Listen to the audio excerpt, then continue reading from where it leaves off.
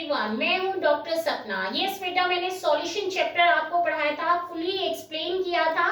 अब मैंने आपके लिए न्यूमेरिकल्स के लिए और शॉर्ट जैसे आपके एमसीक्यू क्वेश्चन आएंगे उनके लिए मैंने इंपॉर्टेंट फॉर्मूलेस लिए हैं। तो let's start in the deep study channel. The first formula is here molarity. Molarity क्या होता है? Number of moles of solute, volume of solution in litre.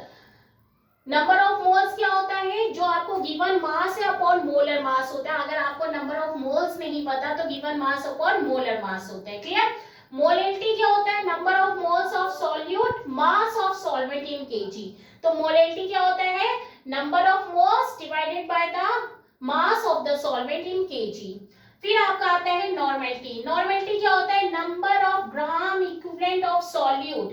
Means आप क्या करेंगे, पहले इक्विवेलेंट मास निकालेंगे। इक्विवेलेंट मास निकालेंगे किसका? सॉल्यूट का। तो वहां से आपको क्या डिराइव होगा? Gram equivalent. फिर जो आपको क्वेश्चन में गिवन सॉल्यूशन वॉल्यूम में दिया हुआ है वो वैल्यू पुट अप कर देंगे। ये पहली वीडियो में मैंने बेटा अच्छे से एक्सप्लेन किया है, अगर आपको नहीं आता है तो वहां से आप चेक कर लेना। नेक्स्ट आपका आता है हेनरीज लॉ। हेनरीज लॉ क्या होता है? PA = KH × XA। ये जो A है, A का मतलब है आप कोई भी गिवन गैस ले रहे हैं, नाइट्रोजन ले रहे हैं, ऑक्सीजन ले रहे हैं, कोई भी गैस ले रहे हैं, तो उसका प्रेशर हो जाएगा partial. KH is the Henrys constant. XA आपका क्या है? मोल फ्रैक्शन, जो आपने गैस डिसॉल्व की है लिक्विड के अंदर। क्लियर? फिर आपका आता है according to Raoult's law. Raoult's law में partial pressure A XA × P0A। किसी भी लिक्विड के अंदर जो पार्शियल प्रेशर होता है वो मोल फ्रैक्शन और किसके इक्विवेलेंट किसके होता है? Partial pressure of pure solvent. जो प्योर सॉल्वेंट होता है उसके प्रेशर के इक्वल होता है। ऐसे हमारा अगर कंपोनेंट B है तो मोल फ्रैक्शन B हो गया और प्योर सॉल्वेंट का जो वेपर प्रेशर होगा उसके मल्टीप्लाइड होगा। ठीक है? अगर आपको न्यूमेरिकल आता है तो आप क्या करेंगे? मोल फ्रैक्शन की वैल्यू रखेंगे। अगर मोल फ्रैक्शन भी नहीं दिया है, आपको नंबर ऑफ मोल्स में दिया है, तो आपको पता है XA = क्या होता है? Na/Na+NB होता है, तो वहां से आप निकाल लेंगे। ठीक है? फिर आता है relative lawyering of vapour pressure. Relative lawyering of vapour pressure क्या होता है बेटा?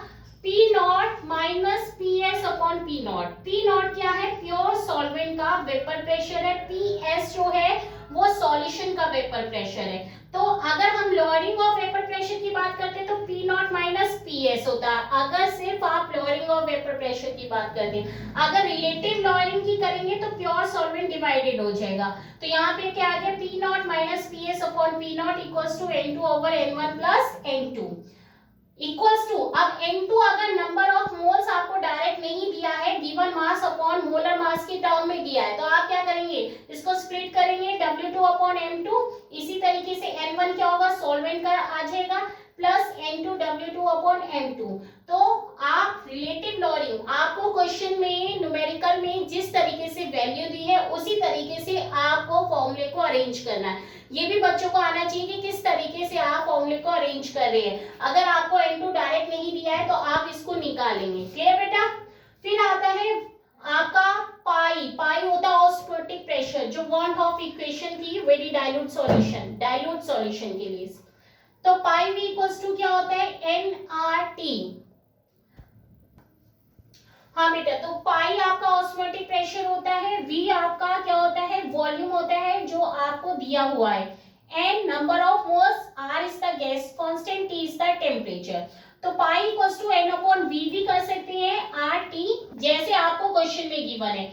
N/V जो हम लेट करेंगे वो C कॉन्सेंट्रेशन करेंगे। अगर डायरेक्टली आपको क्या दिया हुआ? C दिया हुआ। अगर नंबर ऑफ मोल्स में दिया है तो इस तरीके से आप करेंगे। ठीक? तो ये हमारा ऑस्मोटिक प्रेशर आप कैसे निकालेंगे? ये आपका सीधा फॉर्मूला हो गया।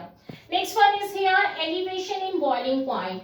बॉइलिंग पॉइंट में एलिवेशन से रिलेटेड कोई भी क्वेश्चन आता है तो आप क्या करेंगे? डेल्टा टीवी मतलब एलिवेट हुआ बॉइलिंग पॉइंट में, Kb × M। Kb क्या है बेटा? यहाँ पे Kb मोलर एलिवेशन कांस्टेंट है और M क्या है? आपकी मोलैरिटी है। ठीक? अगर आपको पूछा जाता है एलिवेशन इन वॉल्यूम पॉइंट सिर्फ, तो आप क्या करेंगे? Delta TV = TV - टीवी0। ठीक है? तो टीवी - टीवी0 क्या है? आपका प्योर सॉल्वेंट का बॉइलिंग पॉइंट है। टीवी क्या है? आपका जो सॉल्यूशन है उसका बॉइलिंग पॉइंट है, ठीक। तो आपको ये भी पता होना चाहिए कि एनी डेल्टा टी भी अगर आपको नहीं दिया है डायरेक्ट वैल्यू तो आपको निकालना आना चाहिए, ठीक।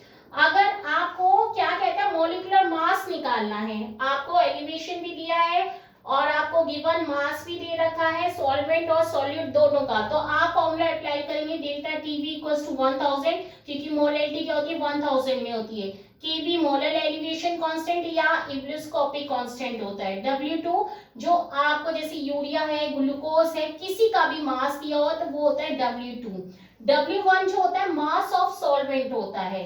M2 आपको मॉलिक्यूलर मास निकालना है किसका, जो आपको अभी जैसे मैंने यूरिया ग्लूकोज बताया, तो यहाँ से क्रॉस मल्टीप्लाई करके भी आप इजिली निकाल सकते हैं, ठीक है बेटा। फिर आते हैं डिप्रेशन इन फ्रीजिंग पॉइंट, ये दोनों सेम ही होते हैं, सिर्फ डिफरेंस क्या आ गया, delta TF equals to KF into M। KF जो है आपका क्या हो जाएगा, मोलर डिप्रेशन कांस्टेंट हो जाता है, ठीक। M मोलैलिटी हो गया, डेल्टा TF क्या हो जाता है, TF नॉट माइनस TF, मतलब प्योर सॉल्वेंट का जो फ्रीजिंग पॉइंट होगा वो ज्यादा होगा, माइनस TF। तो यहाँ पे क्या आ गया, डिप्रेशन इन फ्रीजिंग पॉइंट। यही फॉर्मूला आप यहाँ पे भी कर सकते हैं, यहाँ पे डेल्टा TF आ जाएगा इसकी जगह पे, इन प्लेस ऑफ दिस 1000 केवी की जगह आपका KF आ जाएगा और सेम फॉर्मूला आपका अप्लाई हो जाएगा। तो यहाँ से आप मॉलिक्यूलर मास निकाल लेंगे। तो आई होप सभी स्टूडेंट को समझ में आया होगा कि इंपॉर्टेंट फॉर्मूले, अगर आपके माइंड में ये सारे फॉर्मूले एक सेपरेट तरीके से हैं तो आप इजिली फॉर्मूले को क्या करेंगे, फॉर्मूले की हेल्प से न्यूमेरिकल को सॉल्व कर सकते हैं। तो बेटा अब आपका जो होगा CBSE के अकॉर्डिंग फर्स्ट टर्म होगा दिसंबर में, जिसमें मोस्टली आपके क्या आएंगे, सारे MCQ आएंगे। तो आपको एक एक टॉपिक अच्छे से क्लियर होना चाहिए। तो थैंक यू सो मच बेटा।